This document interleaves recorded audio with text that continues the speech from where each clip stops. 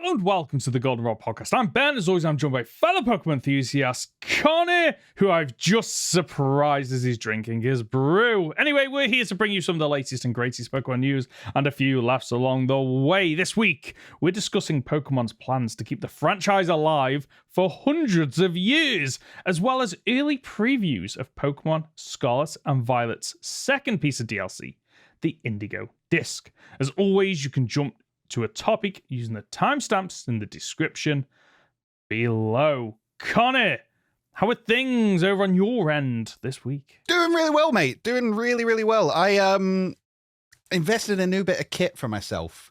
So you're talking about how you've just got your new camera. Mine is not so much for streaming as much as just other things. I bought myself a new lens. Oh, very nice. Ooh, so okay. I went out in Cardiff a couple of weeks ago and I took my camera out and I went and did some photography. And I realized I wasn't getting quite as much reach as I'd like. So I bought myself a nice new telephoto lens and I've been messing around with that. And as with all new things, it comes with a new skill set that I've had to learn. Oh, really? Okay. So go on. Tell me a bit about this skill set then. So I've been trying to work out autofocus, which sounds really backwards because it's autofocus. Surely it should do it automatically. But when you're doing, for instance, I was out taking pictures of Marley, my dog, and he's a fast moving critter. And you've got to try and make sure that he's in focus and you're always getting him in focus and nothing else around him in focus, which requires you to use less pixels for the focus sensor, and then you've got to move it around the screen, and it's been a little bit of a faff. Plus, I run a GH5, which has never been known for its good autofocus anyway. So learning all that kind of stuff has been interesting, to say the least. Has it been fun, though? Oh, yeah, absolutely. Absolutely. And again, you've known me for long enough now. You know I kind of get off on this stuff. Learning new skills and just techie nature. I'm all about it. Yeah, I have previously owned a DSLR with a couple of lenses, and I even did a nighttime 6-week course at my local college just to learn a little bit more about it. And I know the bare basics, but it's one of those skill sets where, like, there's a reason people can turn it from a hobby into being paid for it, because it isn't just a buy a fancy camera, buy a fancy lens and click and profit. It is literally a case of, no, you have to put time and energy into learning your piece of kit, all the ISOs and the aperture and all these technical terms that I know the terms. I couldn't tell you what they mean though. And there's a reason why, wedding photographers can, event photographers can charge as much as they want, because if you want, good photos, you're not just paying for the equipment, you're paying for the skill set as well. Yeah, you're paying for all the years it took to learn. That is the way I try and sell it to people. But as streamers who go, oh, I'm going to buy a new camera, my setup's going to look better. And it's like, no, not necessarily. You can buy a new camera, and unfortunately, it means you've got to learn a lot more. Yeah. Your phone will probably do you better than a new camera will. Honestly, like I treated myself to a new iPhone earlier on this year because I hadn't bought one in, I think, 4 or 5 years. Like it was on its last legs, like the battery just conking out. And I was because I'd skipped several generations, I was absolutely blown away by the quality, the absolute detail on the camera, to the point where part of me thought to myself, I could have just used this rather than buying an actual camera. But then you've got the annoyance of having to, you're without your phone for a bit, and there's the risk of overheating and stuff like that. But yeah, whenever you buy a new piece of tech, usually, like we were talking about, it's you plug it in and you will see a improvement, but there's still time and effort that you have to put into getting the right settings. We've had many conversations about like the Shure mics that we use, where for the longest time I just was not happy with the audio quality I was getting, because for the most part, yeah, you can plug it in and it sounds all right, but there's a lot that you have to learn and do. And of course, YouTube tutorials are fantastic, but they all start with, this works for me, it works for my room, it won't work exactly the same for you, and you have to tweak and you have to mess with it, and like there's a lot that goes into just getting the best out of anything. And you have to understand it all properly so that you can get it right. So, yeah. Yep. I don't know why we got onto that topic, but there you go. How are you, buddy? How's life? I'm all right. Yeah, I am. So as of today, as of listening to this, I was telling Conor before we started recording, I have finished my current job after 5 years. I'm not going full-time YouTube, not yet at least. But I am looking forward to starting a new job the week after next. So this week coming up, I'm planning on relaxing, resting, filming some YouTube content, editing some YouTube content as well. And just trying to wind down a little bit, but not wind down too much, otherwise I'll probably get ill, which is typically what happens whenever I finish a job. Take a holiday. I take a holiday. My body just goes, yeah, it's time to shut down. No, I don't want to shut down. I just want to rest. No, we're shutting down. We're resetting to factory settings, and then I become ill. So hopefully that won't happen. Shall we jump into the question that we've had following I think we probably should. Last week's conversation where we definitively ranked every single Pokemon game, and I think we said in the video, like, that's it. Like, until a new Pokemon game comes out, we're never... This is just what that's it. That's the perfect version. Yeah, I mean, we will never ever change our opinions ever. That's not going to happen. No. Any new game comes out just slots into there perfectly and doesn't rearrange our thoughts or make our. And as nostalgia creeps in on older games, we don't rate them higher. That's not how that works. And anyone that disagreed with us, I would say that they are biased. And again, nostalgia played a part in what they said. We are. We can't make you be right, guys. It's not our fault. No, we can't. We don't want to be the gatekeepers of this, but we were chosen by, Pokemon Divinity itself. Anyway, one of the questions we had on that episode was courtesy of Tony, regular listener. If you were a champion, what region would you be the independent champion of? So you've got to conquer a region. And what would your team be? But you have to include a signature pseudo. Okay, so I'm going to cheat a little bit and say I would be champion of the Indigo League, because that's the one where you get to be champion of 2 regions. Yeah, okay. Yeah. That makes the most sense. I like that. Signature pseudo, I'd love to pick one of the non-dragons. I think T-Tar is the only pseudo that doesn't have any representation. What do you mean that isn't part So, dragon? for instance, you've got... all the pseudos are in the Elite Four, except from T-Tar. Dragonite, Lance uses. Salamence, Drake uses. Metagross, Steven uses. Gen 4 is... I always forget Gen 4. I should know Gen 4. The pseudo Gen 4. Someone's going to be shouting at me right now. Scorchomp, yeah, Cynthia.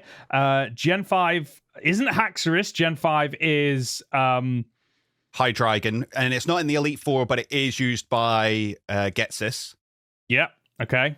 Gen 6, Goodra. Is Goodra used in the Elite Four? Ooh, I don't know, actually. Oh, does the champion use it? I think the champion No? Because Gardevoir is a race, because they go from Megas, don't they? They do. Ooh, maybe Goodra then. Does Drampa... is it... No, not Drampa. What's the female dragon? Dragapult. Oh. No, female dragon Elite Four member in Kalos. Oh, I know what you're saying. Drasna. Yeah. I don't know. Let's have a look. Don't know if it's been so long since I've played those games.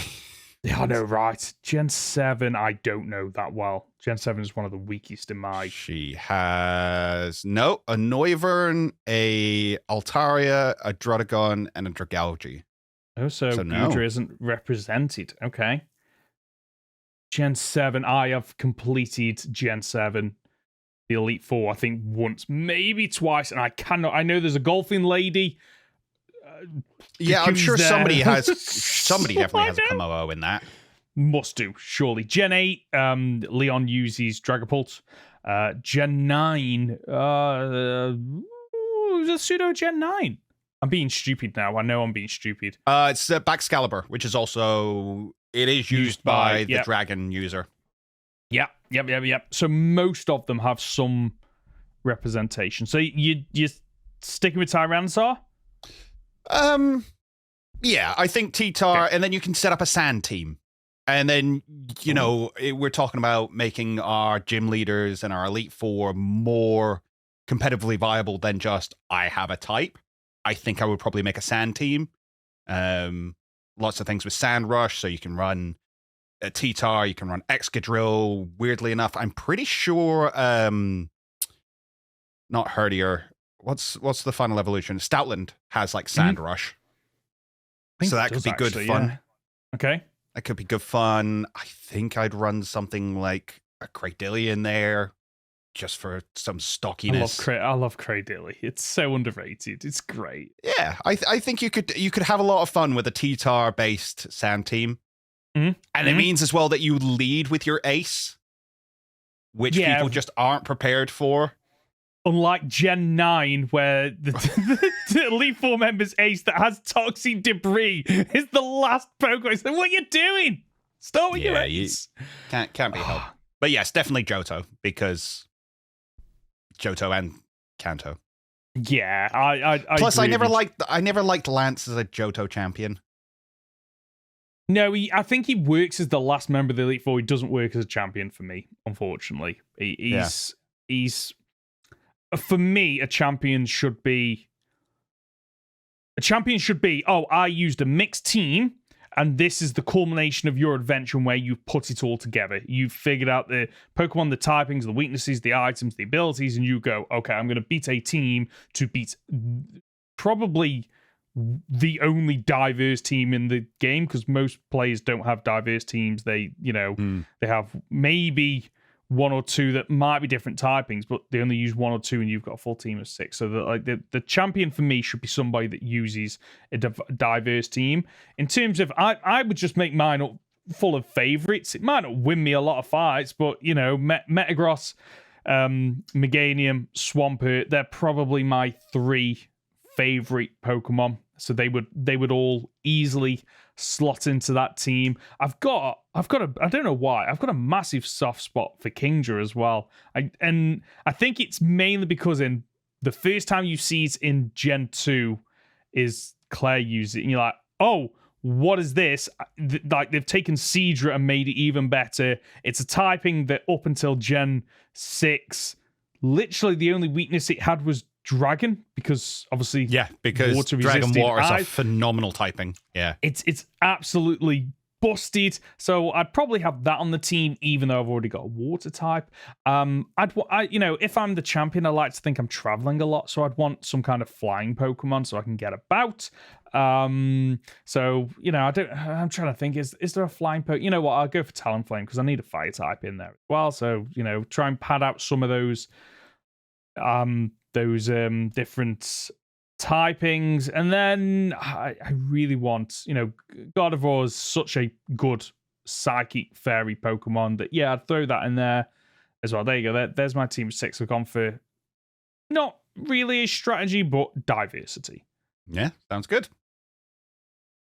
If you've got a comment or question, you can reach us by leaving a comment on our podcast on YouTube, by emailing goldenrodpod@gmail.com, by leaving it on our Discord channel, or by using the hashtag goldenrodpotter on Twitter. Let's move on to the first bit of news this week, where the Pokemon COO, Utsumiya, has said that in an interview that they have plans to keep the Pokemon franchise alive for hundreds of years. Now, if you haven't seen or read the actual article that was on The Guardian, you might have just had a couple of things pulled out, which are mainly, this person's job. They get to spend all day thinking about Pokemon, and the goal is to keep Pokemon alive for hundreds of years, making sure it survives well past their lifetime. So that's a quote that I've kind of reworded there. However, if you actually go into the article a bit more, it's a fascinating insight, I think, into the Pokemon company's thoughts around its audience, i.e. the people that not just play the games, but anyone that's kind of has an interest in Pokemon.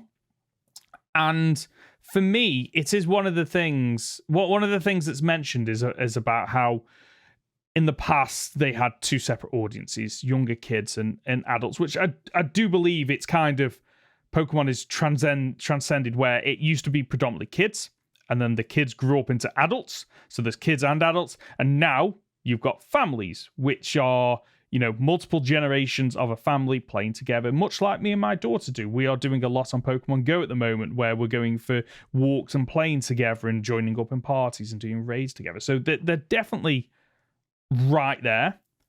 But one of the key things that I think that they talk about is about how they're going to... What are they going to do to ensure the survivability of Pokemon moving forward? And for me, what they're saying in this article doesn't match up with the headline that I've seen a few times of we're going to keep it going for hundreds of years. Because what they're saying in the article, I don't think will help them to survive 100 years. Okay. Do you want to break down exactly what it is that you've seen in there that's made you think that? Yeah, sure. I'm trying to pull out the key bits without just going into the quotes here, but I might just go into the quotes if that's all right. It's easy to just focus on adults. They have a lot of disposable income. You can see their reactions in real time on social media. But we need to make sure that we are still keeping the younger kids interested. Kids are very honest. They won't play something they don't like. If your brand feels old or boring, they will immediately dismiss it. Now, that one stands out to me because they're talking about, okay, we don't want Pokemon to feel old or boring. But the games have recycled the same core elements with minor changes here or there for so long that I don't think kids will find it old or boring, because kids, I imagine, will play a couple of generations and then they grow up, they grow out of Pokemon.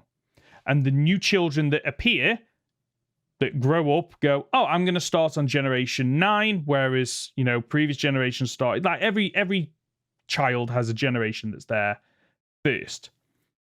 I think in terms of feeling old or boring, that is something that applies to the adults.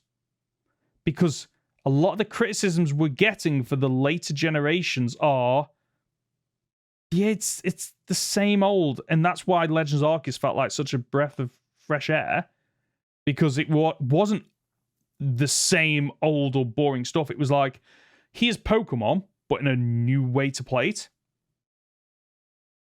So what I think they're referring to when they're talking about kids finding things old or boring, it's that idea that kids won't watch 2D animated shows. Kids won't play pixel games because, well, that's old. It's the same as we wouldn't watch black and white shows growing up. Now, obviously, we look back and go, okay, these are some of the best things available to us. Some of these films are amazing. But as a kid, it just felt old, so you didn't touch it. So I think that's what they're talking about when it's saying we don't want it to feel old and boring. Now, you're talking about mechanics not changing. I don't think that's so much of a big deal for them, because especially if you're talking about kids, right? What's the most popular game amongst kids? Yeah, it's Fortnite. It's Fortnite, okay? Now, Fortnite, granted, it has changed a lot over the years. I think they don't really do building mechanics anymore, do they? There are different game modes now. So there is the building game mode and non-building game mode. But from what I've seen as a purely outsider, it's a lot of skins. It's a lot of the same game with a new coat of paint. And sure, you'll have Goku in there who can cast a Kamehameha, but it's just a long distance attack. That's all it is. And they'll throw jetpacks in there. But that's just an extended jump. So nothing has really changed, but it's just the flavors have been updated. And as long as you just keep throwing quote unquote new things at the screen, they'll be fine with it. Which for Pokemon, it's the Pokemon. As long as you keep throwing new Pokemon, the kids will stay interested. And you can't say it doesn't work, because we're still here nearly 30 years later. True. And that ties in actually with one of the other quotes in the article. I do think we can continue to create lots and lots of new Pokemon, and really, we must create more appealing Pokemon if we want to continue passing on Pokemon to the next generations. And I'll say the next part as well. Coming up with new Pokemon ideas is an area that Game Freak really excels in. Now, I'd agree. I'd agree with that. So when they say Pokemon ideas, I don't think they mean the gameplay. Mm-hmm. They mean literally they mean Pokemon. Like, oh, new generation, we're going to create 100 odd new pocket monsters. Here are the designs, the abilities, the moves, the evolutions, all the Pokédex entries. I think they're very good at that. The building of Pokemon. We've said before that the reason Pokemon succeeds where others fail is because Pokemon. They are so phenomenally well designed. Mm-hmm. They really are. Like any other monster catching game, there might be one or two that stand out, but a lot of the time they just feel safe or too close to what some of Pokemon's designs are. And I think already has, to an extent, perfected. Yeah. And I think he's right there that, their ability, Game Freak's ability to create lots and lots of new Pokemon. And there's a reason why every generation, they release loads of new Pokemon and everyone's got a favorite the new generation, and the plushies sell out because people really, I love that Pokemon. I'm going to go out and buy the plushies.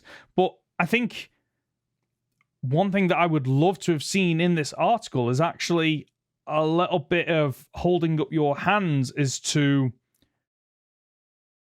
how you stop Pokemon from going stale. And I don't think they touch on that enough. There's this promise of we're going to last 100 years, and they kind of hint at different things, such as, trying to keep people entertained with the new Pokemon. But for me, I want to, Pokemon is more than just the Pokemon games are more than just the pocket monsters, the Pokemon that are in it.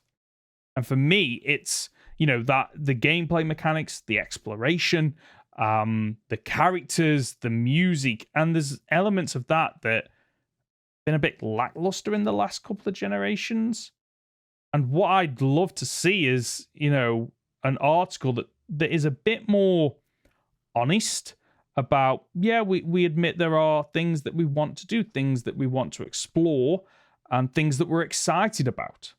And it doesn't have to they don't have to open themselves up to criticism, because the criticism's there, and they even acknowledge that they apparently keep themselves aware of the criticism. But there's a quote in here that says, where is it? Regardless of whether we respond publicly, we're always paying very close attention to the feedback and conversations happening in the communities. There are certain aspects where we can't always be 100% aligned on, which I do agree. You should never 100% align yourself with your customers. Otherwise, because they don't know what they want anyway, so it's fine. They don't know what they want anyway. And so we can't always be 100% aligned with the parts of the community are asking for and what we want to provide, but we do this with the desire to keep Pokemon going for a very long time, and I believe that the fans and players are aligned with us in that respect. And I think he's right. The company and customers want Pokemon to continue. Of course they do. It's a fun game that can be enjoyed by all generations. But in terms of what the fans want, again, this is why we'll never have the perfect Pokemon game, because what one person wants is very different than what another person wants, and what one subsection of the community wants. There'll be a subsection of the community on YouTube that I know if you ask, they would go, I want a really challenging, hardcore Nuzlocke. And for every one of them, there's probably half a dozen of others just going, No, I don't want that. I just want to be able to collect my little pocket monsters and enjoy a little fun romp through a new region. But I think this article, like, I get that as a COO, it's about managing the reputation of the brand. That's ultimately what your job comes down to. It is about, okay, I need to make the company look good. But, like, hold your hands up and go, this is what we're doing well. This is not what we're doing well. And this is how we're going to improve. Because again, like they talk about here about like the feedback and conversations happening in the communities.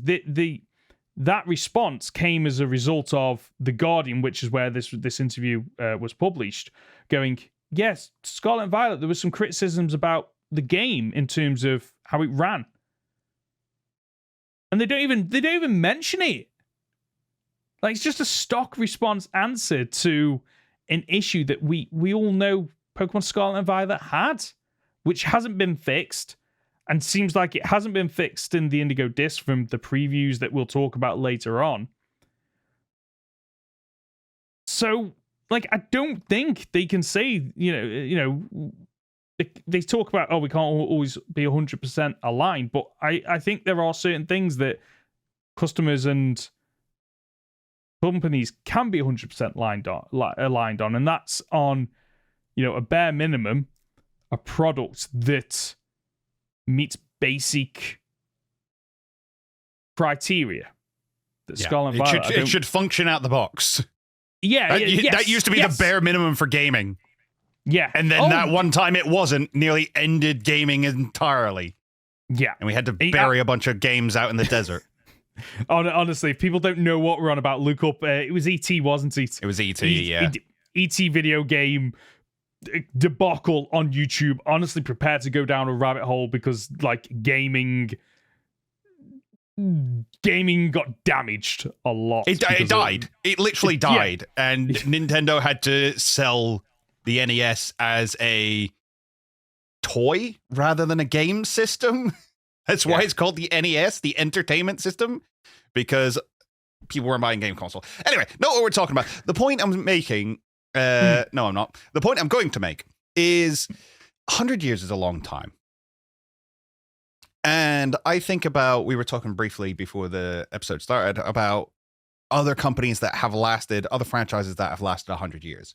You're talking about things like Disney. It's celebrating its 100th year anniversary this year. But Disney is far more than just Mickey Mouse. Yep.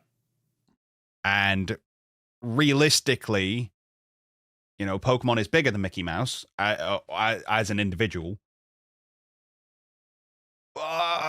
Even Mickey has gone through a lot of changes over the year. The designs have changed. He does different stuff in every single show. You've got like Mickey is in the Three Musketeers, and he's in Fantasia, and he's Steamboat Willie. Like, it's a different iteration every single time we see him, and little kids will know him from Mickey Mouse Clubhouse. Like, I remember him from the Christmas shows when you had the whole group together and things like that. So it's very different. And you look at things like Superman, we were talking about. Superman's been around since the end of the World War, so the 30s, the 40s. Yep. So that's coming up to 100 years now. But you look at the amount of Supermans we've had over the years. Black Suit Superman. So that time when Superman split into red and blue Superman. I forgot about that, yeah. Yeah, you've had Golden Age, and then it got rebooted into the Silver Age, and then the New 52, and the DC Comics are constantly rebooting because they know it's just not sustainable to keep pumping out the same thing over and over and over again if you want to bring in new audiences and still give the old audiences something that they're, something similar to what they've had before, but a new flavor of it, as I said. And I just don't think Pokemon has done that yet. It's strange, they kind of actually. have, but they, like, again, Legends is the closest, and it's a reason we keep bringing it up is because feels like the first time we've had an actual mainline Pokemon game stretch its legs so much. Before that, you're talking about the Mystery Dungeon series, Pokemon Colosseum. Yeah, and Colosseum really didn't go that far.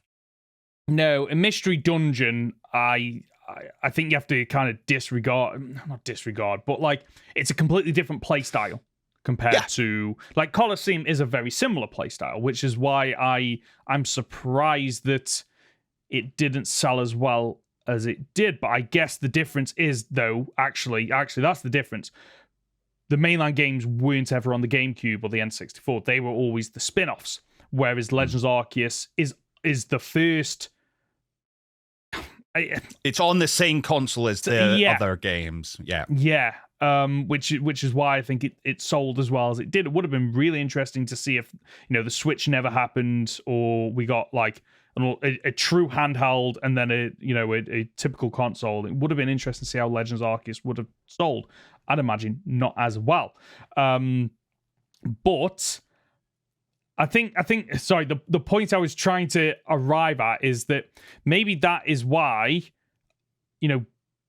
Pokemon will last 100 years. Thinking about it, maybe we do need to give Game Freak some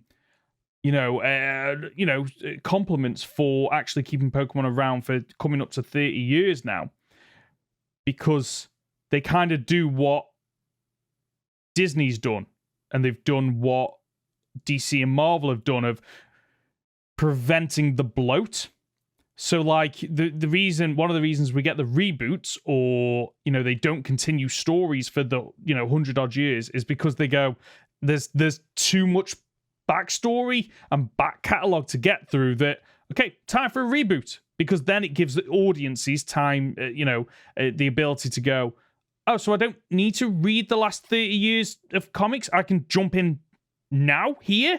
Okay, I'm on board. And Pokemon kind of does that with the generations, because every generation has a new region, new champion, new characters. The only thing that really carries over are the typical story beats and mechanics, which are easy enough to pick up, and the Pokemon. But even the Pokemon now are starting to, because of Dexit and new generations are becoming more and more. Now we'll select a core amount. Don't need to worry about the rest of them, but you can get them later on if you want them. So maybe that is why one of the reasons they've survived for this long and will continue to survive for 100 years. Of this is their model: is no, we don't do sequels, and any prequels that we might do will be related and have nods, but you don't need to play. You don't need to play BDSP to enjoy or experience Legends Arceus. There are hints and things and nods that help you to enjoy it more. And maybe that's what Game Freak and the Pokemon Company's aiming for, of, we're never going to do true sequels or prequels because we don't need to, because our model is like a almost reboot every 3 years. Well, here's a counterpoint. The Pokemon Company might last 100 years. Do you think they'll do it with Game Freak? That is a fantastic question. I honestly, and it's a difficult statement, because I understand that Pokemon Company is owned partially by Game Freak.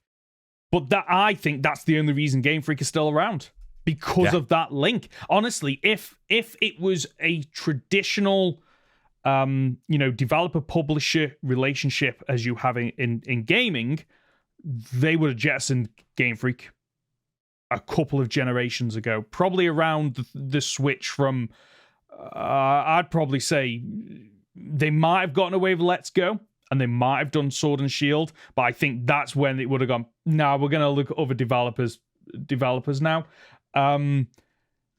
Do I think they'll survive? The Game Freak will survive. I think they will, simply because of that 33% ownership. But even that can only stretch so far. And I think so long as Game Freak does what it does and it delivers the games on time, and the games sell well, and the merchandise sells well, Game Freak are safe. They might get, they might get a boot up the bum every now and again, but I think they're safe.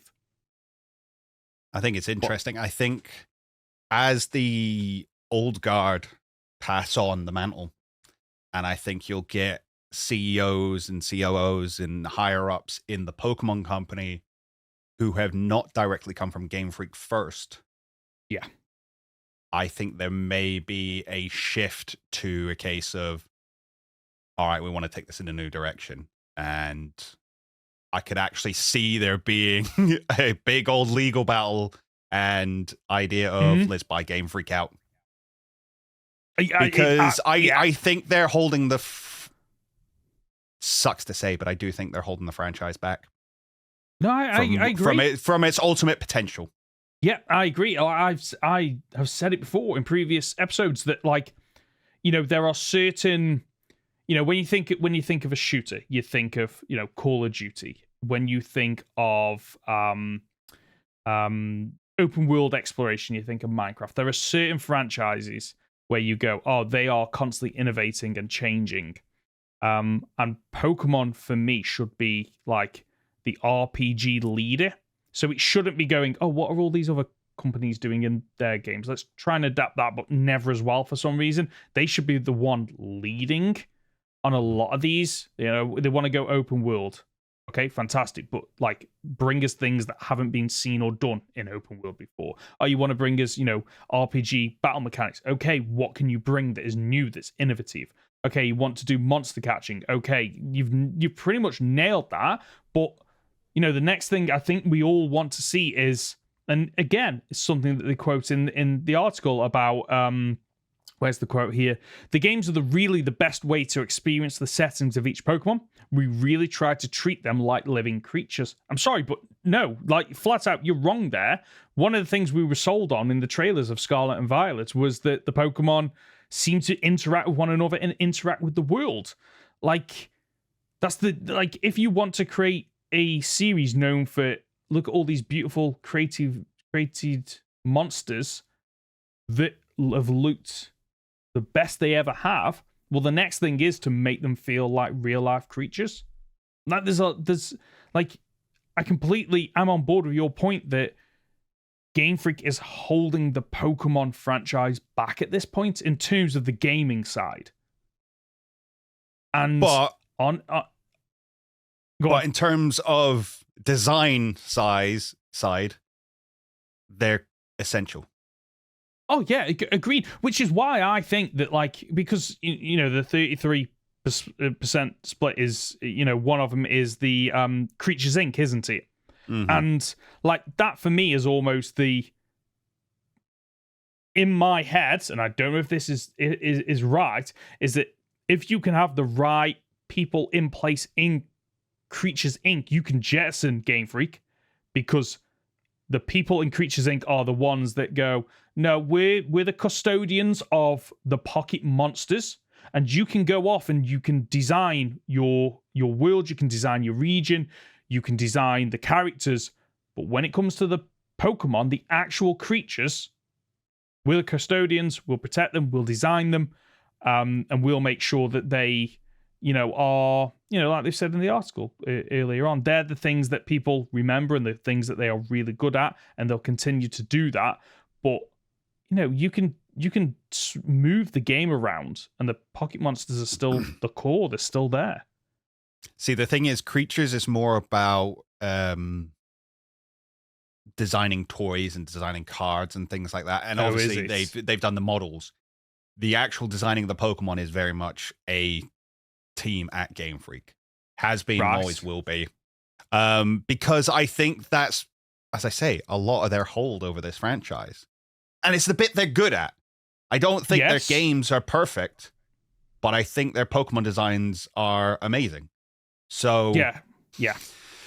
As I say, I think, it's a difficult one to be like, you should keep designing the Pokemon, but you shouldn't get to make the games anymore. For me, Pokemon turns 30 in 2026. On the current schedule, in terms of releases, we should have a new Pokemon game in 2025. Which I think would be a mistake.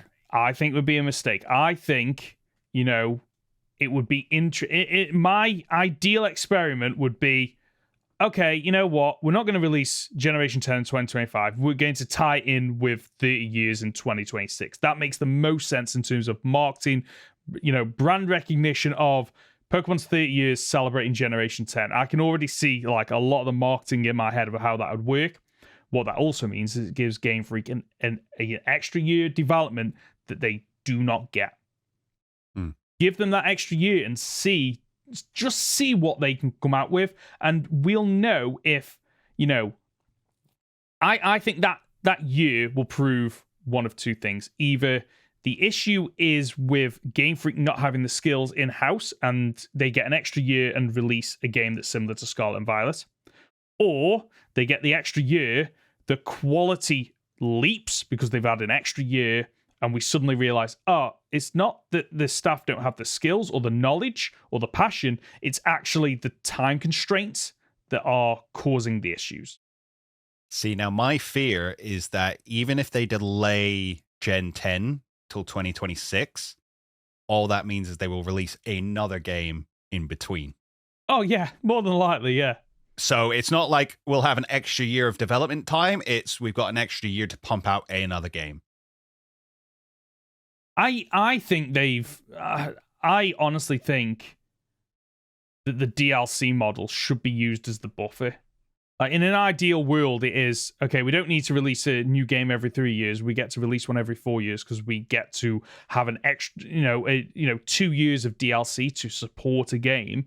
And then in those years of releasing the DLC, you get to introduce some new Pokemon, but not to the quantity that you have to for a mainline game.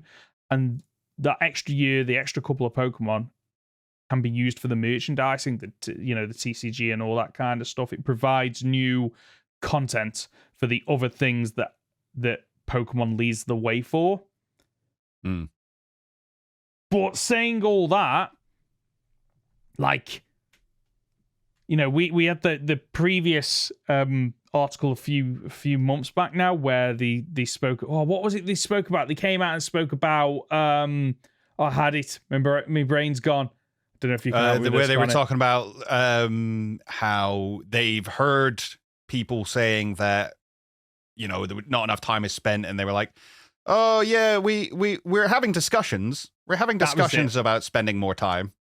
That was it, and I think where I was going with that was that, like, it feels like, and maybe I'm wrong, it's either one of two things. Either they're coming out and doing damage control because, people are criticizing this fairly, or, actually we've hit a tipping point. We've crunched, we've pushed, we've minimized, we've done all these different things, and people still aren't happy. Like, our baseline isn't, like, profits aren't really affected, but now we're starting to turn some of our customers off, and it's, what are we going to do to remedy that? And they never fixed the issues with Scarlet and Violet. They got completely unresolved because, of course, they didn't need to, because they'd sold 20 odd million by this point. But there are certain people, and there's certain communities that I'm in where there are people saying, I'm checked out, I'm done, I'm not buying the DLC. I know that's only a tiny amount. It's not even 1% of 1%. It's nothing. But if they want to be around in 100 years, which is ultimately, where they want to be, at some point, they're going to have to review, evaluate, and be honest with themselves. And I was hoping this article would be where that was, and it's not. And the thing is, as well, bringing it back to things like Disney, things like Marvel and DC and stuff, they all hit their low points. Yeah. Like, really badly. I mean, you talk about, the time before the Disney Renaissance. It's called the Renaissance because Disney nearly died right before it. The reason Marvel exists in the way it does now, and there's the whole thing with Sony and Marvel and Spider-Man, is because Marvel was so poor in the 90s, they had to sell everything. Yes. DC has nearly died a couple of times over the years. It's really hard to keep something going, keep people interested for that long. So what do you do when Pokemon hits its dip? When is that going to happen? When is the bubble going to burst for Pokemon? Is it going to be Gen 10? If they don't pull out all the stops, I think it might be. I think Gen 10 holds with it a certain level of expectation because people are going, well, that's the 10th generation. It's something in our human brains that loves patterns going, well, this must be good then. And if it's not, you're going to struggle to keep people invested.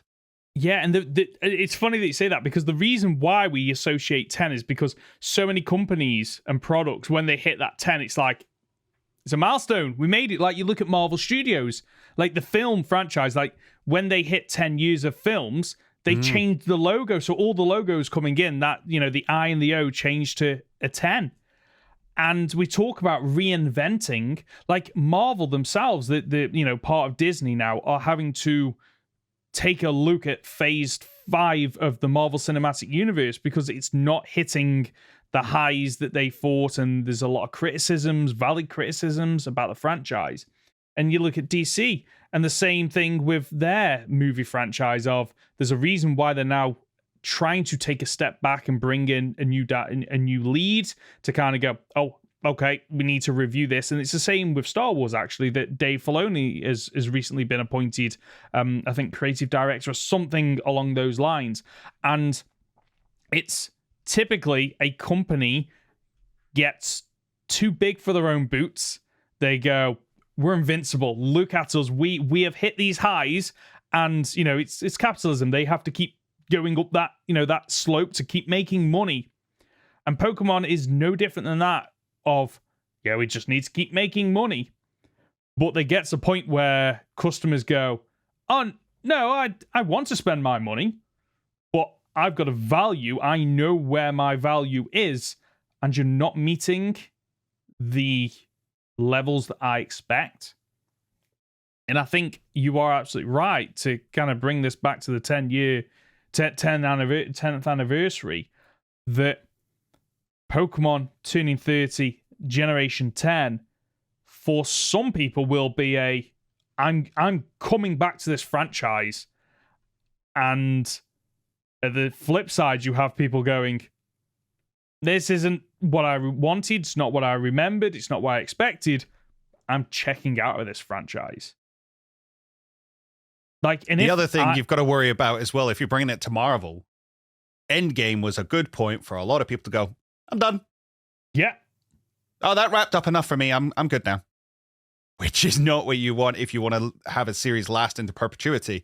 It's why, you know, TV series will always like kind of wrap up at the end of a season, but leave something to come back to, because most TV shows actually don't know by the time they're finished writing and filming whether they're getting another season or not. Yeah. So they have to do it that way. And I think realistically, that's the way Gen 10 will be, is a case of, here's a culmination of everything that's come before it, but maybe with room to go somewhere next. Honestly, I cannot wait. Like, we're in 2020, we're end of 2023, so we have got a few years. I would love to think we're still doing this podcast then, and we can have we can just break down that 30-year anniversary, Generation 10, just to see what happens. But we can only do that with your help from home, so be sure to subscribe and hit a 5-star rating and share us with your friends. Do it all. Hey, tell your friends, tell your family, please do. Let's move on to the Indigo Disk, yeah? Yes, something we can be a little bit more positive about for once. Yeah, so a number of influential people in the Pokemon community got invited to New York to play the Indigo Disk for, it was an hour, I think I saw somewhere. I've got two of the names, so Sarah B. Joe, Rosemary Kelly, I think is her surname. So they are two of the people, but there was a third video that I saw, and there was a fourth. There's a bunch of people, yeah. Yeah, there's a number of people that got invited out to play this. And there were a couple of key bits of information. I think, there are no, I wouldn't, depends on what you class as spoilers. I watched the videos and there wasn't anything in here that I classed as spoilers. There was no talking about Pokemon that are returning outside of what I think we'd already seen in trailers. There was...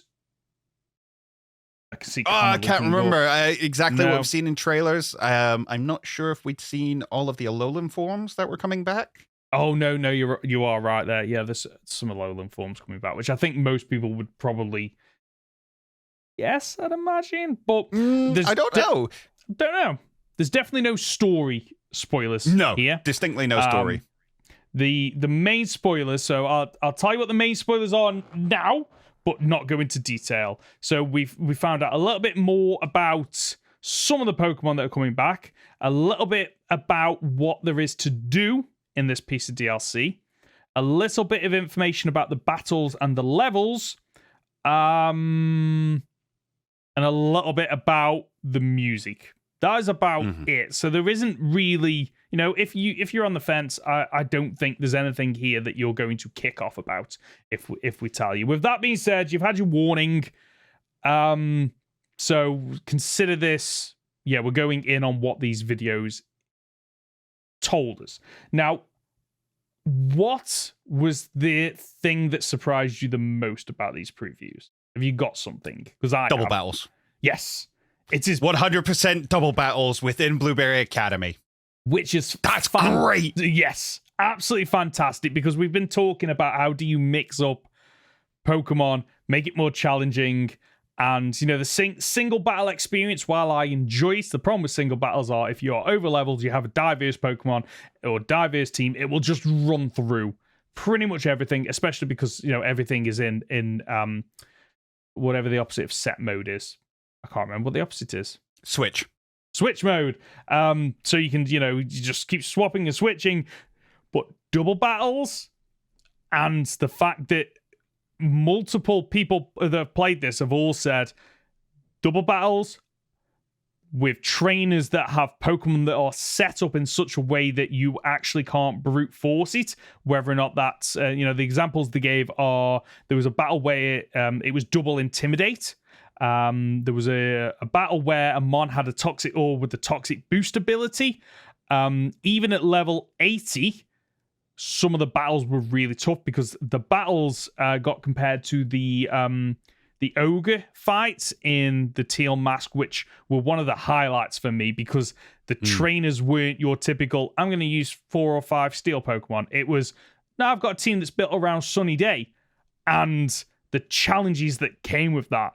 Like, I am so excited for what potentially on paper could be the most difficult Pokemon battle challenge we've had ever. The highlights that I saw referred to it as the new battle resort. Yeah. Which is it's a hell of a thing to say, because we haven't had a challenge like that in Pokemon for so long. And if you're talking about double battles with competitive Pokemon, competitive movesets, competitive abilities, and competitive items, that's probably more than a lot of people are prepared for. And we're basically looking at VGC training. Yeah, we are. Which is so cool. Yes. It's absolutely fantastic. Like, and when they started talking about this in the videos, I was so happy because I have played some double battles. I have been on Pokemon Showdown only this week doing some of the double battles, because double battles just, like, single battles have challenge, they have tactics and RNG and all that kind of stuff. Double battles just like blows it to the 10th extreme. I think I saw Wolfie explain it that as soon as you add a second Pokemon in there, you've got 2 Pokemon with 4 different moves and 4 different Pokemon that you could switch to. Yeah. As opposed to 1 Pokemon with 4 different moves and 5 different Pokemon you could switch to. The actual decision-making process that you can make between your Pokemon, what you think the opponent's going to do, is exponentially higher than anything you can do in single battles. It gets even bigger than that, because you've then got 4 Pokemon on the field that can terrestrialize. You've got 4 different items and what items they could be. The abilities, the potential to go, they've got an electric type, I'm going to use an earth type attack, ground type attack. But then they could go, I'm aware of that, so I'm going to swap into 2 flying type Pokemon. There is so much that goes on in double battles that I actually wouldn't be. I'm actually really glad they've moved to double battles, and it's something that I think would like to see in the mainline games of, a region that is just predominantly double battles, or there's the option to play double battles. And there are some ROM hacks out there that are basically, oh, you want to play this game? Do you want to play single or double battle? You can do it. And I would love to see more of that, because we've not Sun and Moon, Scarlet and Violet, outside of the gym battle against Rhyme, I don't think there were that many double battles. No, yeah, the Raihan battle, and then in Scarlet and Violet, Scarlet and Violet, you had Rhyme. Sorry, Rhyme. I went to Sword and Shield and Raihan. Yeah, it's all right. Yeah, but I was like, you pronounced that weirdly. No, Rhyme, yes.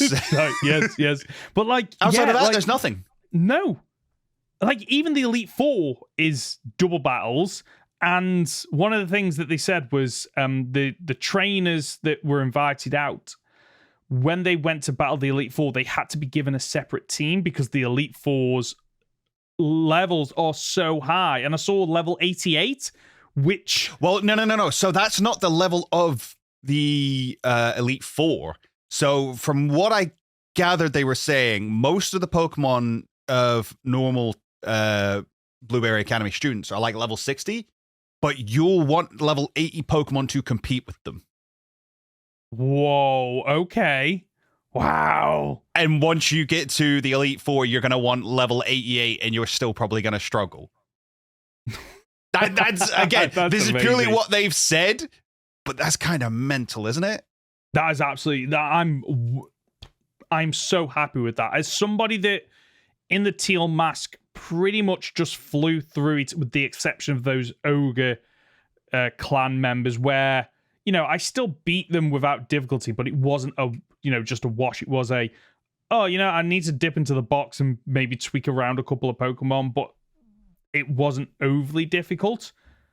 This is perfect for me. As someone that has so many Pokemon that are between level 80 and 100 in the mainline game, because I've done everything. There's nothing more to do. I'm looking forward to a new challenge, which just seems to bring with it. And the great thing I'm thinking is the fact that this is, level 80 odd Pokemon for the Elite Four. Like, we know that after that, we're going back to Paldea, which makes me think there's probably even higher level challenges to be had after this new Elite Four. So there was a slight, and this is a very slight look at a leak that came from Riddler Coup. He posted a picture of Arceus and Terapagos and asked, so which one has the highest base stats? Oh. So okay. What I think we might end up getting is similar to how Eternatus had its Eternamax form. Yeah. I think we might see a third form of Terapagos. So we got the little baby form. And then we got its main turtle form, and I think we might see a form similar to what Heath saw in the Scarlet and Violet book, where it is the world turtle, and you got to take that down, and I think you will have to have like level 90 raid style battle with it. As it keeps terrassalizing into all these different types to counter whatever you're throwing out at it. I think this might be the hardest DLC we've ever had. Okay. No, it will be the hardest DLC we've ever had. It might be the hardest challenge we've ever had in Pokemon. Oh, if we get that. Because like one of my favorite moments in Pokemon, we've spoken about this, is in Sword and Shield, where, it's the raid battle against, Eternatus. If we get something like that, I am going to be over the moon. Because like Scarlet and Violet kind of had a difficulty spike right at the end of the game where you take on the Professor, because you're battling a team of basically pseudo Pokemon that you don't know the typings and the moves, and and that was, for me, that was probably the highlight of Gen 9, because I do like a challenge, and Pokemon has that issue of, it's got to be for everyone. So if you've already played and completed previous Pokemon games, you kind of breeze through it for the most part. And this is where DLC, I'm actually really happy, just has that chance to shine of, you're after something new after the game, post-game content. Okay, we can just ramp up the difficulty, because at this point you are expected to have completed both the mainline game and the first piece of DLC. And honestly, I'm all for this. Absolutely all for it. I am a little worried. Okay. That, for instance, if the story in Paldea is similar to what's it called, the All-Star League in Sword and Shield. Yes. Yeah. I can't remember what it's called exactly, but if it's like that, where you have to beat the main story of both DLCs and then you can go and do the Paldea stuff. If Blueberry Academy is so hard that, you know, you kind of need to be a semi-competitive player to get through it, do you just not get to finish the story of Scarlet and Violet? Do you not get the answers to those questions? I would find it very odd if they locked off Terapagos entirely behind Blueberry Academy's Elite Four. I think they might, and this is purely speculative, I think they might be separate. I think you can do the Briar storyline with Serrano and Terapagos and all the stuff rolled into that separately from the Elite Four. Because, again, simply because the Elite Four is more of a challenge than a story plot. And don't get me wrong, there will be story because we all know that Kieran is going to be the champion. Mm-hmm. Oh, yeah. Because we have had it explained to us that Carmine is one of the first battles you have when you reach Blueberry Academy.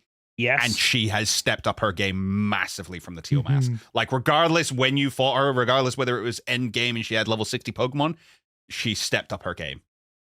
And I'd love to see it. I'm here for it, because I wasn't that thrilled with them in the first one. I'm like, hang on, aren't you supposed to go to this like really competitive school? And this is what you're throwing at me? I don't buy it. So it'd be interesting to see their teams going forward. And just the whole locking people out of content because then they can't beat a part of the game. Part of me thinks that maybe you will have to beat these fights, but that's why they've not gone straight level 100 teams is, okay, if you're struggling, you could brute force it by reaching level 100 with your team. And then you don't need to worry so much about diversity and, you know, type matchups and all that kind of stuff, because you can, you know, most Pokemon fights, if you over level, doesn't matter what the type advantage is or lack, type disadvantage, you can just brute force it. So I'm unsure. I personally hope that, I don't know which one I hope, actually, because I'm thinking about my daughter now. My daughter has struggled with some of the end battles of the Teal Mask because, like, she's 10 years old. She doesn't have the knowledge that we have. Well, I know people our age and who just don't play Pokemon as much. Like, they played it as a kid and they play it now, and they know water beats fire and fire beats grass and grass beats water. But that's kind of as far as their knowledge on the system goes. And held items are just, I don't know. So, I like the amount of people I know who still put the feathers on their Pokemon. Really? But you wouldn't know, would you? Yeah. Unless you know, you don't know. Yeah. And it doesn't matter age. It's game knowledge. It is, yes. Oh, I'd be interested to know what other people want. Like, do you want it so that the story is from start to finish, you need to beat the entirety of it, which includes Elite Four, difficult battles, or whether or not you do want two separate storylines, and one storyline is about the battling and rising to the top, and the other side is, the continuation of. But then thinking about it, actually, like, if Kieran's tied in, if Kieran is the champion of Elite Four, and that story is a continuation of the Teal Mask, kind of, it feels like, oh no, if you want to see the end of the game, you need to beat the Elite Four and Kieran. I think that's what they're going with. Yeah, I don't know. You're probably right in that it's all rolled into one. I think part of me wants it to be separate. Yeah. Because then it feels like there's more game, and maybe these stories can be a little bit more fleshed out than... True. Just go beat the Elite Four and then we'll give you some story bits once you're done. Especially in Scarlet and Violet, where the idea is play it your way. So if you couldn't beat the Champion's Path, you just go off and fight Titans. And you can just do that, and that's fine. Yeah. So, but that being said, you didn't then get to go into Area Zero until you'd beat all 3 of them. So, yeah. Do you... Okay, can I speculate a little bit more as well? Yeah. So they talk about the biomes. Yeah. In this preview, and how when we've seen this, we've got the big biomes are all underwater and it's split into 4 places, and it's all artificial. But what they express a little bit more in these previews is that the sky is also artificial. Yes. Because they are underwater, and right in the center of it, you see a big dome right in the center, and it's like, oh, nobody really knows how this works. It's like, oh yeah, no way does no one know how this works. There is Terrapagos hidden right in that dome up there, and you are siphoning its power, and it is asleep, and at some point it's going to wake up and cause havoc. I can honestly see a storyline where Kieran rises to the top to prove I'm the best. I've been waiting for you. You beat him again, and he thinks, I know there's a powerful Pokemon up there. I didn't get the last powerful Pokemon that I wanted. I'm getting that one, and just throws the entirety of the Indigo Disk into chaos by unleashing this beast. I think Terrapagos is in there. Terrapagos does get out. I think Kieran is the thing that causes that and sets off the finale of Generation 9 of, Terrapagos is freed. Terrapagos has some kind of link with Area Zero. In order to beat Terrapagos, potentially in its 3rd and final form, we need to go back to Area Zero to find answers, and that ties everything together. See, I don't know if it'll be Kieran, because Briar is such an unexplored character. All we know is she is a descendant of Heath. She's works at the Blueberry Academy, and she is interested in Terrapagos. She's the first one to give us the name. So I think that she's going to be the one to unlock it. Probably mistakenly, because we don't necessarily know that Terrapagos is the one that killed the professor. I'm 100% convinced it was, but there is still an argument that it could have been Miraidon or Koraidon when those two were battling with each other. Sort of Koraidon. I'm fully convinced it's Terrapagos. So I think the directors of the schools know more than's going on. Clavel and Serrano know a little bit more.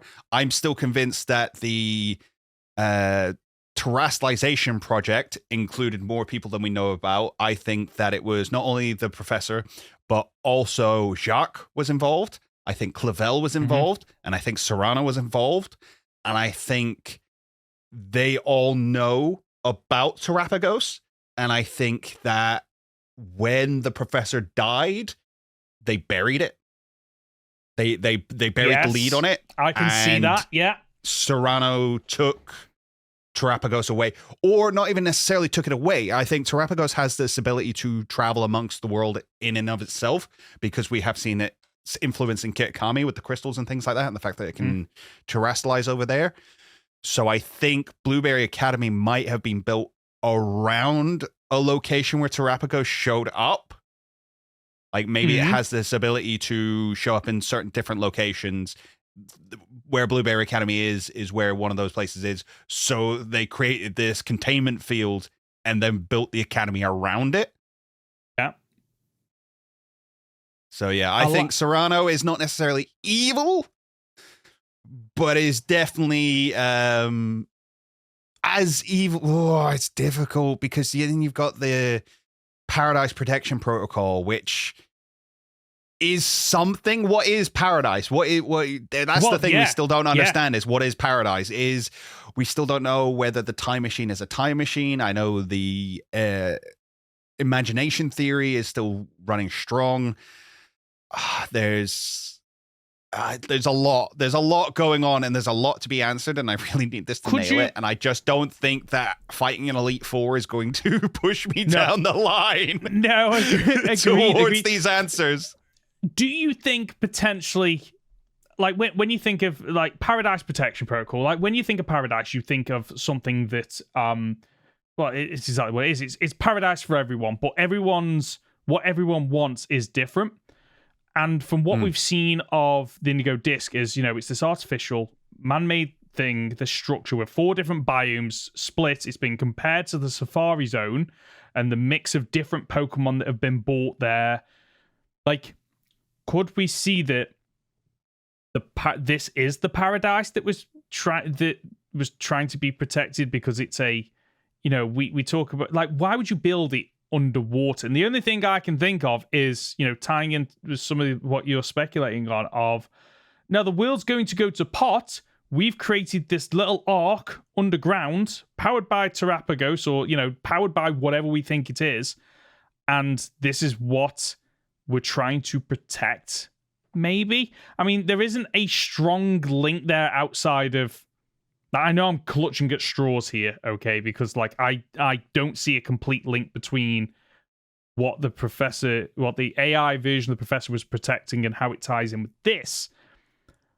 But I think there's potentially something there. It feels like we said, the story in Paldea is incomplete. There's something missing. And I'm just trying to figure out, like, is what we're seeing here, the Indigo Disk, like, is it just... No, it's just location, or does that location have meaning? And So I know there is the connection to Atlantis, because Atlantis was all throughout the game code and things like that, and people like Soul Silver Art found that very early on. And I mean, Blueberry Academy is very much Atlantis-like. It's futuristic technology underwater. Yeah. Will it succumb to its own hubris, much like Atlantis, and sink because of it? Is that what we're saying? Like, maybe Serrano is not necessarily evil, but his hubris is going to be the downfall of the Academy? Much in the same way as Kieran is this idea of hubris brought forth, is manifested. It's, I want power, I want to be the best, I deserve this. I've also had Go on. No, you finish, because I'm tangenting. Tangenting? Right. That's not a word. Is it not? I don't know. Tangent is. Tangent. I'm going on a tangent. Anyway, carry on, as you were. So there's a few other things that I just want to, because I know we're going to go down the speculation and not have time for the other things. So I want to do the other things first, then we can speculate. So you know me so well. I do. So a few other things that were brought out is the music has elements of Generation 5, including remixed battle theme. Completely on board with that. We're in Univers. Yeah, let's like, and it blows my mind that this is a Gen 9 Paldean game that has DLC in another region. All on board for that. I want to see more of that. I want to go to other regions again. The cubes, I absolutely hate the cubes. I get it. That how do you separate these biomes? And I was like, okay, they've got these cubes. When you see them up close, like you do in the preview videos, it is ugly. I don't think it works. There are basically the equivalent of a town is just a load of cubes. I don't like it. Performance issues. Scarlet and Violet. There was one person that did say that it felt smoother, but it still had slowdowns and issues. So again, if you're thinking this might fix some of the issues that you had with Scarlet and Violet, I don't think it will. But you know what? As we've said before, a game is more than it looks pretty and it functions perfectly. If it's got a really good story, which this has the potential to have, I will be more inclined to overlook some of the issues. I think if we mentioned the Elite Four can be done in any order. Nope. That's pretty cool. And I'm pretty sure they're in the biomes. I saw in a couple of these preview videos that they looked over a cliff and there looked to be some kind of arena. Okay. So I have this expectation that, these biomes are the main area. They did say the biomes are the main area. It's bigger than Kitakami, not as big as Paldea. And then there's a kind of locked off hub area, which is where you will be able to do your meeting up with other people, do all your trading and stuff like that, and will access the the study hall room. Yes. Side. Oh yeah, I side forgot thing. about that. Because you can invite in previous people you've Gym met, leaders can't and you? things, That yeah. was it. Completely forgot about that. So there's a few other things you can do. There are the terror raid battles. There's mass outbreaks in the world. So what we've had in previous games. Each Elite Four member has a trial, and we've already seen one of those trials, and that is the flying the legendary Pokemon through some of the rings. But the preview doesn't. They don't know if that is something that gets carried over outside of the trial. So we don't know yet. It's very much hinted that it will be eventually. Which I think would be. I think it might be once we go back to Paldea, it's a final thing that gets unlocked. Which I would love if there was things to do, extra things Also, to do with. quickly, you did it. Just I think that proves a little bit that Terrapagos is definitely in. Does it prove that it's there? It proves that because its it powers influence up is the definitely Pokemon. there. Yeah, because the Herba Mystica is what powers up the Pokemon. Obviously, it affects Miraidon and Koraidon very differently than other Pokemon. We did see in Kitakami, obviously, the Loyal Trio got the herbs given to them by the people of Kitakami, and they grew big from it. So Yeah. we know for some reason Herba Mystica affects normal Pokemon, quote unquote, to how it does Paradox Pokemon. It makes Paradox Pokemon more powerful. Interesting. Sorry, carry on as you were. No, it's fine. So that makes me think. I don't think the answer here is yes, but could it be that each of the Elite Four trials has a different new mechanic? But I don't see what other mechanics they can have, because we've already got surfing, we've already got a speed up, we've already got rock climb. I don't see, like, maybe one that allows you to crash through things, but again, there's nothing in Paldea that there wasn't any locked off areas or anything. I'm struggling to see. Honestly, it might just be that that's the one they've shown because it's a new mechanic. It's the biggest change.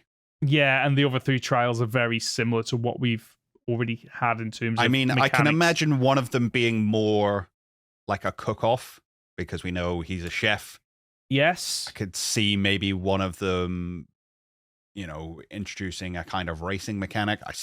I know I keep bringing it up, but if we're going to have flying through rings, I can see them bringing back like popping balloons. We now have popping balloons in Kitakami. I could see them just going, okay, we'll make this race thing.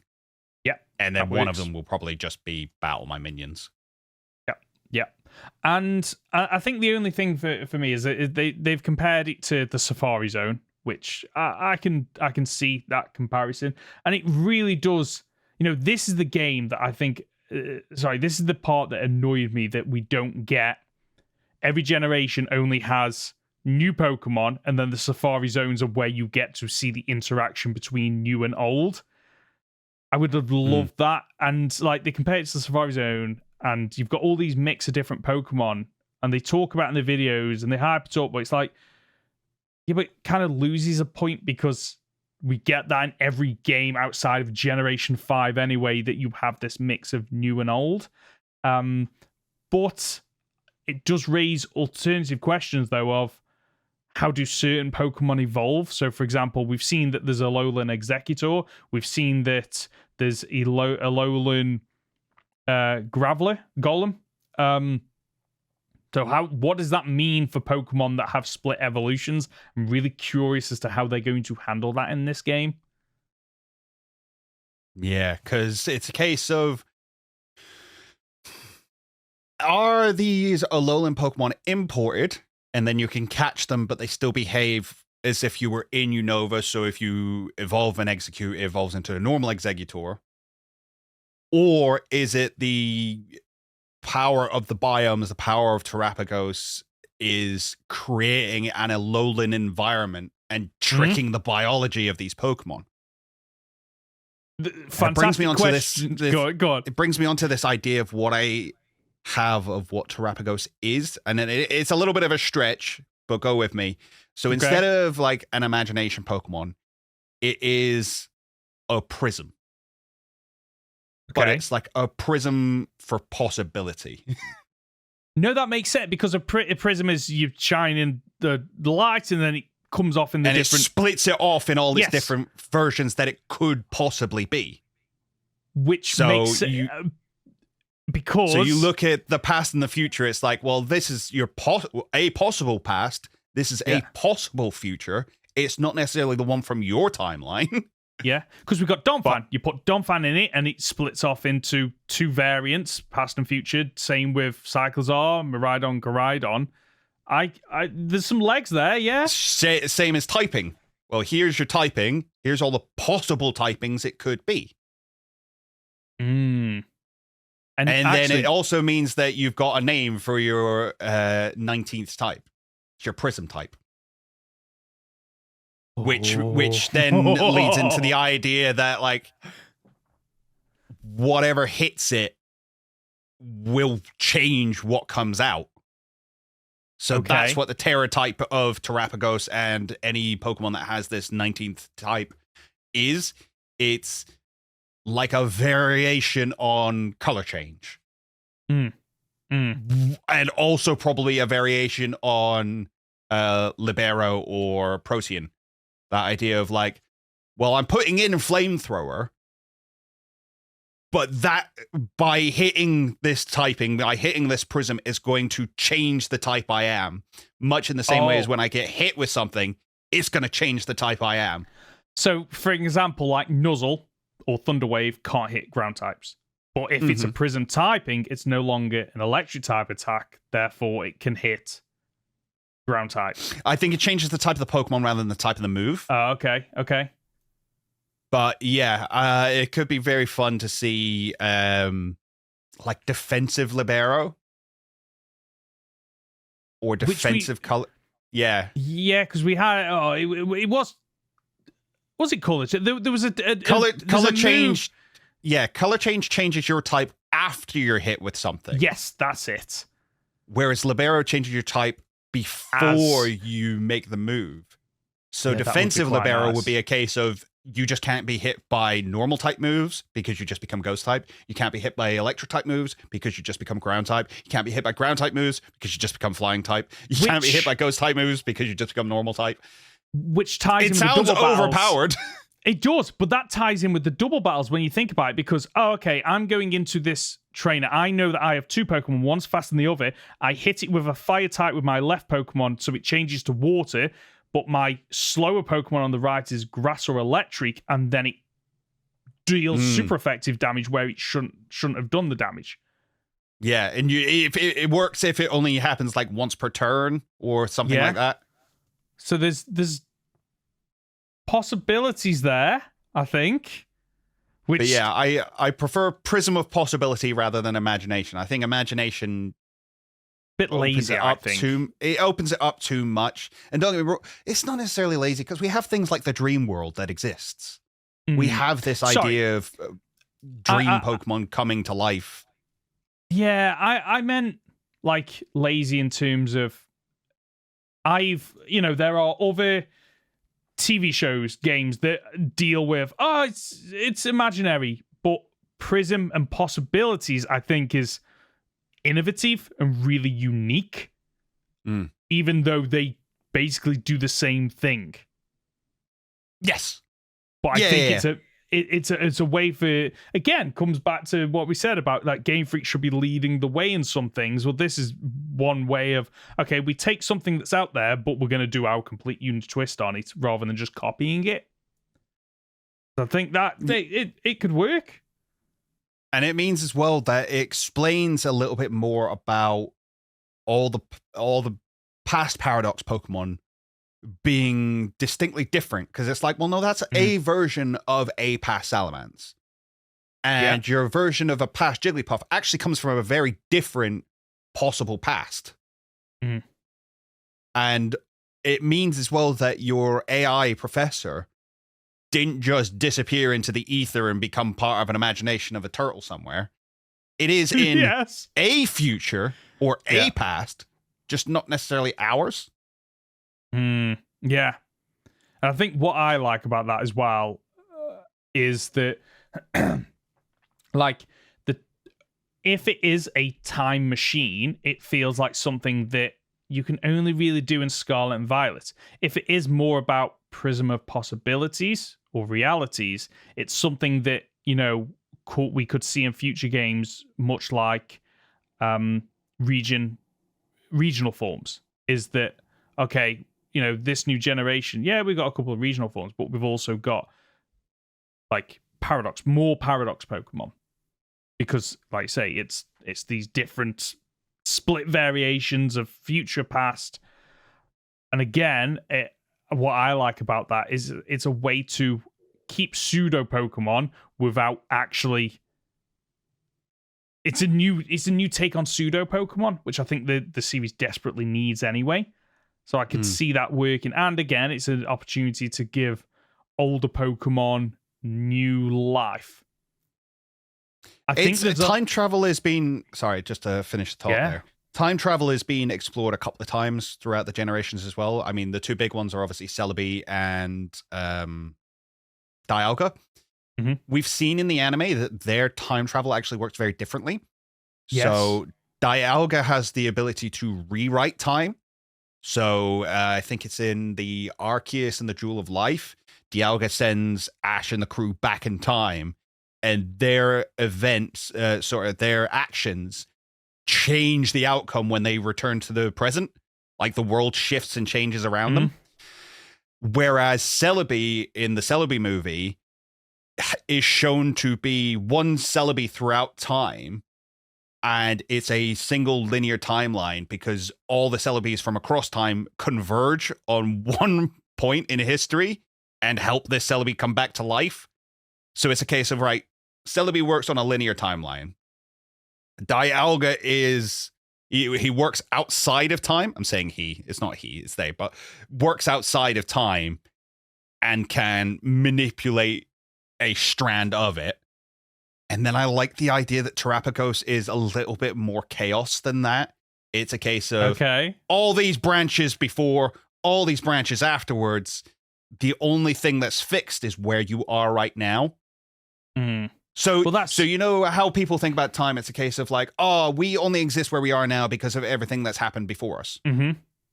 Well, surely if possibilities are infinite and we accept that like minute little changes create infinite different outcomes, surely in that infinite spectrum, there are 2, 3, 4 more different past possibilities that still lead you here. You know, just because you stepped on a bug when you went back in time 3 million years ago, yes, it could lead to a completely different outcome, or it could lead to the same outcome.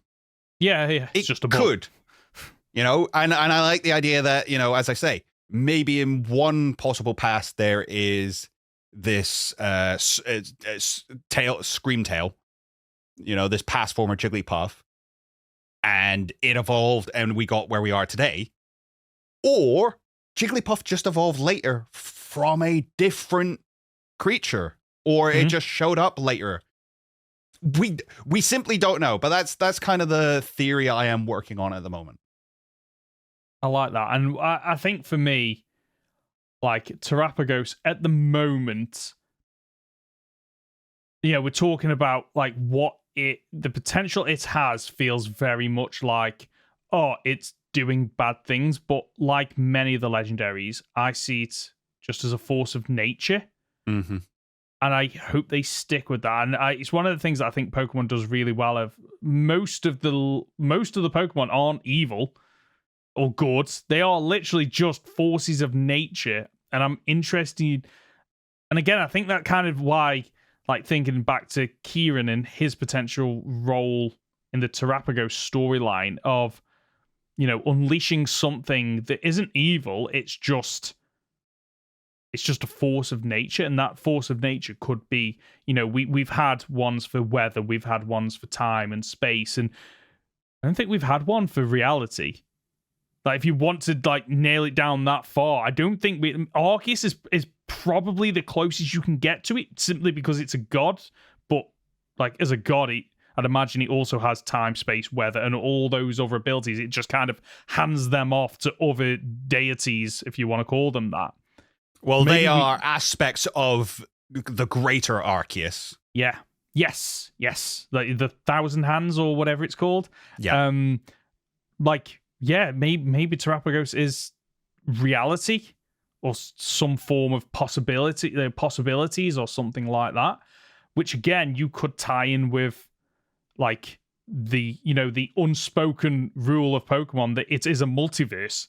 Yeah. Like the game that you play on doesn't contradict what someone else plays on because they're both part of a multiverse going on. Maybe Terapagos is the multiversal Pokemon. Yeah, and it's the right time for it. Multiverse is the word of the day.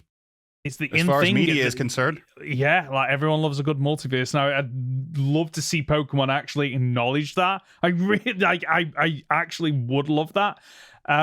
Okay, because of the time, have you got anything else you want to speculate on? Any other thoughts from the preview? I guess one question I've got for you at the moment: are you excited for it? Okay, simply because this is actually going to offer a challenge, it's given me something to look forward to that I didn't have before. Yeah. And that's, again, coming from somebody who is up to this point being like, I only care about the story needs to be good. And I still think the story needs to be good. Agreed. It really, really does. It needs to be on par with the last section of Scarlet and Violet to appease me. But I think the idea that they've gone, no, we've heard you. You want something difficult. You want something on par with the Battle Resort. That's pretty cool. That's a pretty awesome offering.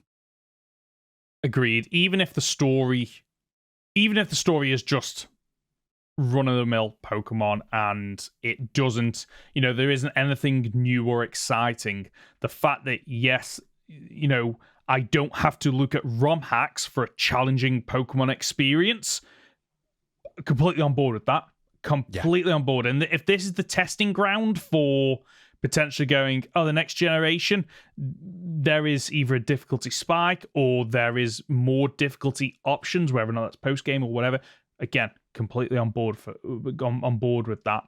I think, like you, this has made me go from, okay, well, I'm going to play the game anyway, the DLC anyway, because I've already paid for it. This has actually made me go, I'm actually looking forward to being able to sit down and not just, okay, just mash A, swap Pokemon, mash A. This is something where I have to sit down and actually go, I can't just mash through the buttons while I watch TV and turn my brain off. I need to sit down and figure out how I'm going to get past multiple checkpoints, beat each member of the Elite Four and stuff like that. Completely on board with that. Really looking forward to it. Yeah, I am. What's the word I'm looking for? Cautiously optimistic. There you go. I was going to say apprehensively optimistic, but yes, cautiously optimistic. Yeah, me too. I've been burned before, and it's still pull me back in every time. Is it only 3 weeks away? Something like that. Yeah, 14th of December. As well. Yeah, 3 weeks away. That's crazy to think about. The next time we record, we are 2 weeks away from the release of it. Maybe they're gonna, now that we've had the previews, I still think they need to release a little bit more news.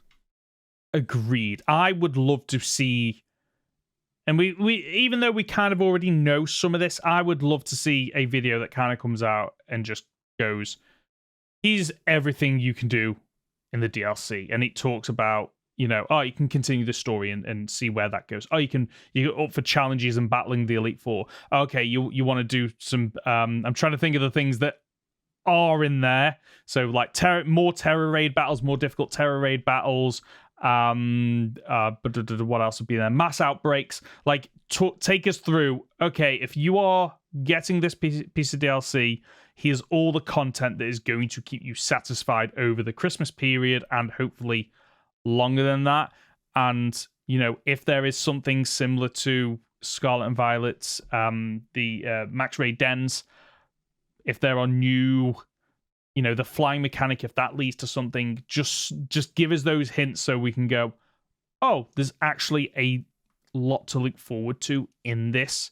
Because at the moment, it kind of feels like the two things that are carrying this DLC at the moment are it's a continuation and culmination of the story from Gen 9, and now, there's difficulty. There's actually a challenge in this. But those two things, once you've completed the DLC, don't get you coming back. So I think I need something that sells me on, oh no, once you've done that, there's still stuff to do. Which, you're still waiting on Terror Raid Adventures. Which, you know what? Before next week, I'm going to look up whether and when that was announced, if it was announced, because I'm really curious, and we're running out of time. Because if that was announced pre-launch of the DLC and it's not on this, makes me think it's not in this. But yeah, who knows? But again, Game Freak are known for adding really great, innovative, fun things, and then a generation later taking them away. So maybe that's what we're getting here. We're not getting it back. Should we do a quick plug before we wrap this up? Because I know you've got a video coming out today as of recording. No, today as of live. Today as of going live. I have a bit of a video that's more for me than anyone else. I made a video about what the best dog Pokemon would be to have as a pet. If you lived in the Pokemon world, based on the Dex entries and what it's like to own a real world dog, like which one would actually work. And some of the stuff I found out was amazing. Did you know that Manectric builds up electricity in its fur when it's just hot outside? Oh, that's not fun. When it's just a dry day outside, Manectric just builds up electricity in its fur and will short out all your electrics. So as you can imagine, not a great pet to have. No, not in the modern day when you've literally everything just runs on electricity. Okay. Wow. Okay. Looking forward to that. In terms of very quickly what I want to plug, I'm coming up to the end of my series of, when this goes live, there are only 2 episodes left of the Pokemon Infinite Fusion series with British Eagle, where we're racing to complete the game. Series is wrapped up. Been a load of fun. Please do check it out. And I have more stuff coming soon. That's all I can say at this point. That is the show for this week. If you've gotten this far, you're just top dollar, aren't you? As always, before you go, we'd really, really appreciate it if you could leave a like if you're watching this on YouTube, or, give us a 5-star review in the podcast platform of your choice. It's absolutely free. Costs you nothing except for your time. Conor, where can we find you? You can find me on my YouTube channel at Captain Fidget or on Twitter at CatFidget. And you can find me as Professor Hoenn Gaming on YouTube and Professor Hoenn on Twitter. We'll be back next Friday for another week of Pokemon Podcast to come. See ya! It looks like at least a month before we had Dynamax Adventures. Oh, wow. Oh, okay. So, maybe not much hope.